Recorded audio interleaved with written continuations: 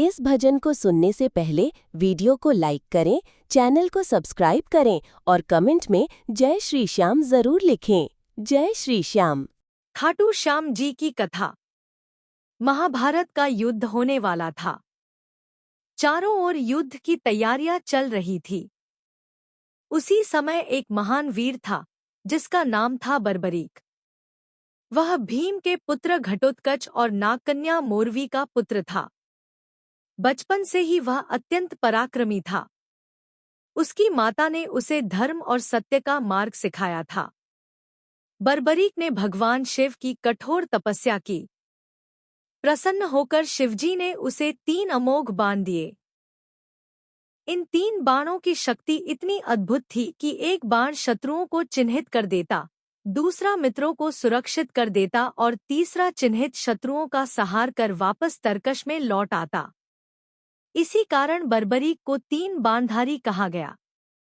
जब महाभारत युद्ध का समाचार बर्बरीक को मिला तो उसका मन युद्ध देखने के लिए उत्सुक हो उठा। उसने अपनी माता से युद्ध में जाने की अनुमति मांगी। माता ने कहा, पुत्र, याद रखना, तुम हमेशा हारने वाले पक्ष का साथ दोगे।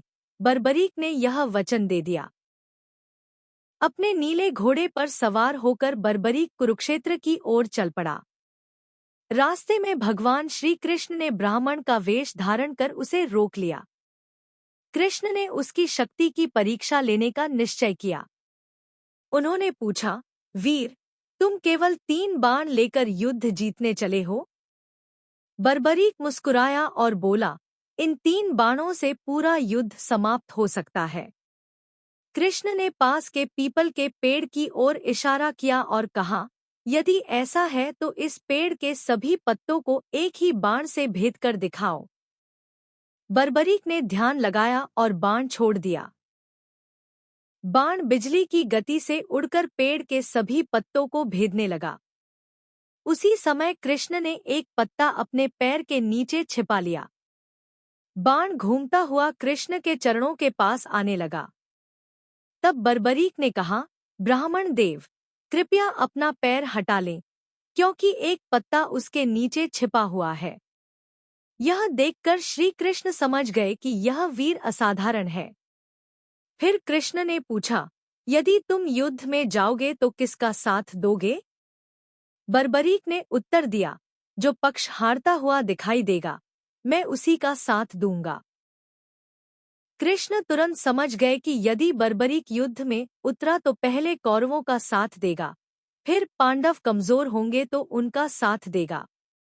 ऐसा करते करते अंत में केवल बर्बरीक ही बच जाएगा और युद्ध का उद्देश्य समाप्त हो जाएगा। तब कृष्ण ने ब्राह्मण रूप में उससे दान मांगा। बर्बरीक ने कहा, मांगिए, क्या चाहिए? कृष्ण बोले, मुझे तुम्हारा शीश चाहिए।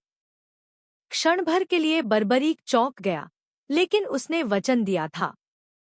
उसने कहा, पहले अपना वास्तविक स्वरूप दिखाइए।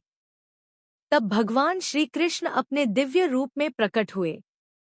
बर्बरीक भाव विभोर हो गया। उसने प्रसन्नता से अपना शीश दान कर दिया। श्री कृष्ण ने उसके कटे हुए शीश को एक ऊंची पहाड़ी पर स्थापित कर दिया ताकि वह पूरा महाभारत युद्ध देख सके। युद्ध समाप्त होने के बाद पांडवों में विवाद हुआ कि विजय का श्रेय किसे मिलता है। तब श्री कृष्ण ने बर्बरीक के शीश से पूछा। बर्बरीक ने उत्तर दिया, मैंने पूरे युद्ध में केवल श्री कृष्ण का सुदर्शन चक्र चलते देखा। विजय के वास्तविक कारण केवल भगवान श्री कृष्ण हैं। बर्बरीक की अद्भुत भक्ति और बलिदान से प्रसन्न होकर श्री कृष्ण ने उसे वरदान दिया, कलयुग में तुम मेरे नाम श्याम से पूजे जाओगे। जो भी सच्चे मन से तुम्हारा स्मरण करेगा, उसकी मनोकामना पूर्ण होगी। यही बर्बरीक आज खाटू श्याम बाबा के नाम से संसार भर में पूजे जाते हैं। माना जाता है कि हारे हुए, दुखी और निराश भक्त जब सच्चे मन से बाबा श्याम को पुकारते हैं, तो वे उनकी नैया पार लगा देते हैं। जय श्री श्याम। हारे के सहारे खाटू श्याम बाबा की जय। बोलो श्याम प्यारे की जय। हारे के सहारे की जय। लखदातार की जय।